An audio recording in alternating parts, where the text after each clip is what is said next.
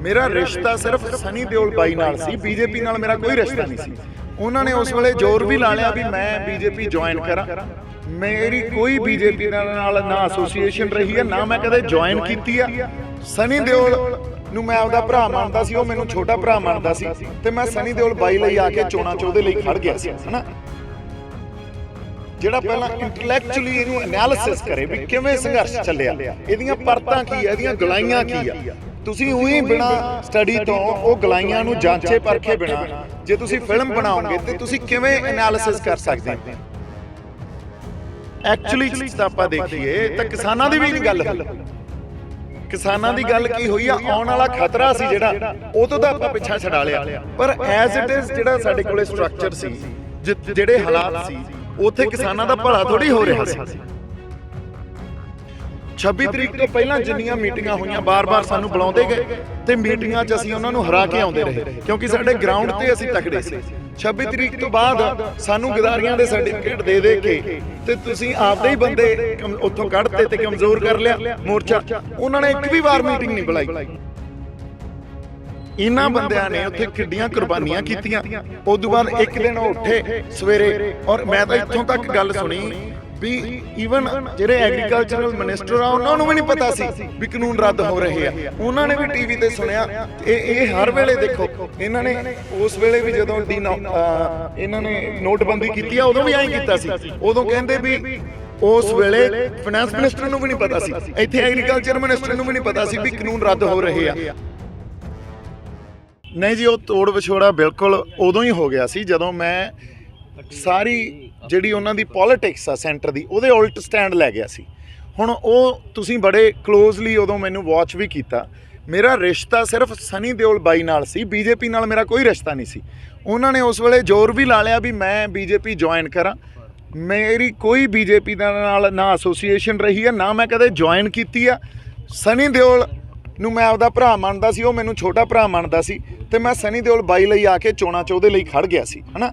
ਪਰ ਇਹ ਗੱਲਾਂ ਤਾਂ ਬੜੇ ਸਮੇਂ ਤੋਂ ਆਪਾਂ ਸਪਸ਼ਟੀਕਰਨ ਦੇ ਲਈ ਪ੍ਰਤੱਖ ਕਰ ਲਈਆਂ। ਹੁਣ ਆਪਣਾ ਸਪਸ਼ਟੀਕਰਨ ਦੇਣ ਦਾ ਟਾਈਮ ਨਹੀਂ ਆ, ਹੁਣ ਤਾਂ ਸਵਾਲ ਪੁੱਛਣ ਦਾ ਟਾਈਮ ਆ। ਨੈਕਸਟ ਕੀ ਰਹੇਗਾ ਜੀ? ਸੋਸ਼ਲ ਮੀਡੀਆ ਦੀ ਗੱਲ ਕਰੀਏ, ਸੋਸ਼ਲ ਮੀਡੀਆ ਤੇ ਭਾਵੇਂ ਬਹੁਤ ਕੁਝ ਆ ਚੁੱਕਾ, ਕਿਤੇ ਕਿਸਾਨੀ ਸੰਘਰਸ਼ ਦੇ ਉੱਤੇ ਫਿਲਮ ਬਣਨ ਦੀ ਲੋੜ ਹੈ। ਦੇਖੋ, ਫਿਲਮ ਕਿਸਾਨੀ ਸੰਘਰਸ਼ ਤੇ ਉਹ ਬੰਦਾ ਬਣਾਵੇ ਜਿਹੜਾ ਪਹਿਲਾਂ ਇੰਟੈਲੈਕਚੁਅਲੀ ਇਹਨੂੰ ਐਨਾਲਿਸਿਸ ਕਰੇ ਵੀ ਕਿਵੇਂ ਸੰਘਰਸ਼ ਚੱਲਿਆ, ਇਹਦੀਆਂ ਪਰਤਾਂ ਕੀ ਆ, ਇਹਦੀਆਂ ਗਲਾਈਆਂ ਕੀ ਆ।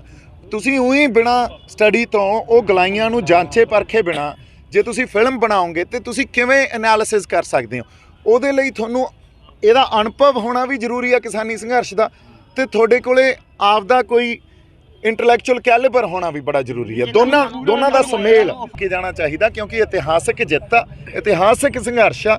ਤੇ ਸਰਕਾਰ ਕਿਉਂ ਝੁਕੀ ਆ, ਕਿਸ ਸਿਦਕ ਤੇ ਜਾਬਤੇ ਦੀ ਜਿੱਤ ਹੋਈ ਆ, ਕਿਸ ਸਪੇਸ 'ਚ ਰਹਿ ਕੇ ਗੁਰੂ ਦਾ ਅਸੀਂ ਭਾਣਾ ਮੰਨ ਕੇ ਲੜੇ ਆ, ਇਹ ਗੱਲਾਂ ਜ਼ਰੂਰ ਦੁਨੀਆ ਦੇ ਸਾਹਮਣੇ ਆਉਣੀਆਂ ਚਾਹੀਦੀਆਂ। ਐਕਚੁਅਲੀ ਤਾਂ ਆਪਾਂ ਦੇਖੀਏ ਤਾਂ ਕਿਸਾਨਾਂ ਦੀ ਵੀ ਨਹੀਂ ਗੱਲ ਹੋਈ। ਕਿਸਾਨਾਂ ਦੀ ਗੱਲ ਕੀ ਹੋਈ ਆ, ਆਉਣ ਵਾਲਾ ਖਤਰਾ ਸੀ ਜਿਹੜਾ ਉਹ ਤੋਂ ਤਾਂ ਆਪਾਂ ਪਿੱਛਾ ਛਡਾ ਲਿਆ, ਪਰ ਐਜ਼ ਇਟ ਇਜ਼ ਜਿਹੜਾ ਸਾਡੇ ਕੋਲੇ ਸਟਰਕਚਰ ਸੀ, ਜਿਹੜੇ ਹਾਲਾਤ ਸੀ, ਉੱਥੇ ਕਿਸਾਨਾਂ ਦਾ ਭਲਾ ਥੋੜੀ ਹੋ ਰਿਹਾ ਸੀ। ਕਿਸਾਨਾਂ ਦਾ ਉੱਥੇ ਵੀ ਭਲਾ ਨਹੀਂ ਹੋ ਰਿਹਾ ਸੀ। ਸੋ ਹੁਣ ਲੀਡਰਸ਼ਿਪ ਤੇ ਇਹ ਰਿਸਪੌਂਸਿਬਿਲਟੀ ਬਣਦੀ ਆ ਵੀ ਲੀਡਰਸ਼ਿਪ ਮਜ਼ਦੂਰਾਂ ਨੂੰ, ਕਿਸਾਨਾਂ ਨੂੰ ਕਿਵੇਂ ਅਕੋਮੋਡੇਟ ਕਰਦੀ ਆ। ਨਵੀਂ ਜਿਹੜਾ ਪੰਜਾਬ ਪੱਖੀ ਜਾਂ ਕੋਈ ਵੀ ਸਟੇਟ ਆਪਦਾ, ਹਰਿਆਣੇ ਵਾਲੇ ਜਿਵੇਂ ਸਾਡੇ ਕੋਲੇ ਨਵੀਨ ਸਿੰਘ ਜੀ ਖੜੇ ਆ, ਹਰਿਆਣਾ ਨੂੰ ਬਿਲੋਂਗ ਕਰਦੇ ਆ। Punjab centric model, Haryana centric model ਖੇਤੀਬਾੜੀ ਤੇ ਇਹ ਲੈ ਕੇ ਆਉਣਗੇ ਕਿ ਨਹੀਂ ਸਰਕਾਰਾਂ ਤੋਂ, ਕਿ ਸੈਂਟਰਲ ਪਾਲਿਸੀਜ਼ ਹੀ ਚੱਲਣਗੀਆਂ, ਕਿ ਸਾਡੀ ਡਿਪੈਂਡੇਬਿਲਿਟੀ ਸੈਂਟਰ ਤੇ ਇਨਕਰੀਜ਼ ਹੋਊਗੀ, ਅਸੀਂ ਸੈਲਫ ਡਿਪੈਂਡੈਂਟ ਕਰਾਂਗੇ ਆਪਦੇ ਆਪ ਨੂੰ ਕਿ ਨਹੀਂ। ਇਹ ਗੱਲਾਂ ਆਉਣ ਵਾਲੇ ਸਮੇਂ 'ਚ ਹੀ ਇਹਦੇ ਜਵਾਬ ਮਿਲਣੇ ਆ। ਇਹ ਜਵਾਬ ਮਿਲ ਸਕਦੇ ਸੀ ਜੇ ਅਸੀਂ ਟੇਬਲ ਤੇ ਬੈਠੇ ਹੁੰਦੇ, ਪਰ ਉਹਨਾਂ ਨੇ ਟੇਬਲ ਤੇ ਨਹੀਂ ਬਾਇਆ। ਕਿਉਂ ਨਹੀਂ ਬਾਇਆ? ਦੇਖੋ, ਕ੍ਰਿਟੀਕਲੀ ਗੱਲਾਂ ਨੂੰ ਸਮਝੋ। ਅਸੀਂ 26 ਤਰੀਕ ਤੱਕ ਕਿੱਡਾ ਤਕੜੇ ਸੀ ਜੰਗ ਦੇ ਮੈਦਾਨ 'ਚ। ਜਦੋਂ ਤੁਸੀਂ ਜੰਗ ਦੇ ਮੈਦਾਨ 'ਚ ਤਕੜੇ ਜਿੰਨੇ ਹੋਵੋਗੇ ਉਨੇ ਹੀ ਟੇਬਲ ਤੇ ਤਕੜੇ ਹੋਵੋਗੇ।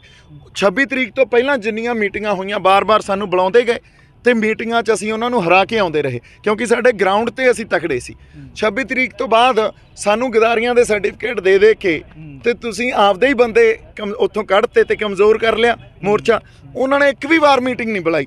ਸੋ ਹੁੰਦਾ ਕੀ ਆ, ਇਹ ਸਰਕਾਰ ਨੇ ਸਾਡੇ ਨਾਲ ਕੀਤਾ ਕੀ ਵੀ ਪਹਿਲਾਂ ਕਾਨੂੰਨ ਬਣਾਤੇ, ਲਾਗੂ ਵੀ ਨਹੀਂ ਕੀਤੇ ਹੋਏ ਸੀ ਹਜੇ ਪੂਰੀ ਤਰ੍ਹਾਂ ਤਾਂ ਉਹਦਾ ਇਫੈਕਟ ਆਏ ਨਹੀਂ ਸੀ ਨਾ।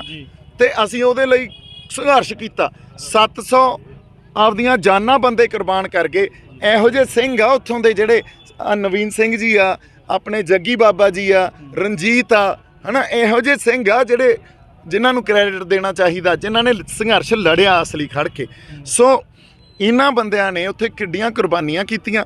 ਉਦੋਂ ਬਾਅਦ ਇੱਕ ਦਿਨ ਉਹ ਉੱਠੇ ਸਵੇਰੇ, ਔਰ ਮੈਂ ਤਾਂ ਇੱਥੋਂ ਤੱਕ ਗੱਲ ਸੁਣੀ ਵੀ ਈਵਨ ਜਿਹੜੇ ਐਗਰੀਕਲਚਰਲ ਮਿਨਿਸਟਰ ਆ ਉਹਨਾਂ ਨੂੰ ਵੀ ਨਹੀਂ ਪਤਾ ਸੀ ਵੀ ਕਾਨੂੰਨ ਰੱਦ ਹੋ ਰਹੇ ਆ। ਉਹਨਾਂ ਨੇ ਵੀ ਟੀਵੀ ਤੇ ਸੁਣਿਆ। ਇਹ ਹਰ ਵੇਲੇ ਦੇਖੋ, ਇਹਨਾਂ ਨੇ ਉਸ ਵੇਲੇ ਵੀ ਜਦੋਂ ਇਹਨਾਂ ਨੇ ਨੋਟਬੰਦੀ ਕੀਤੀ ਆ ਉਦੋਂ ਵੀ ਐਂ ਕੀਤਾ ਸੀ।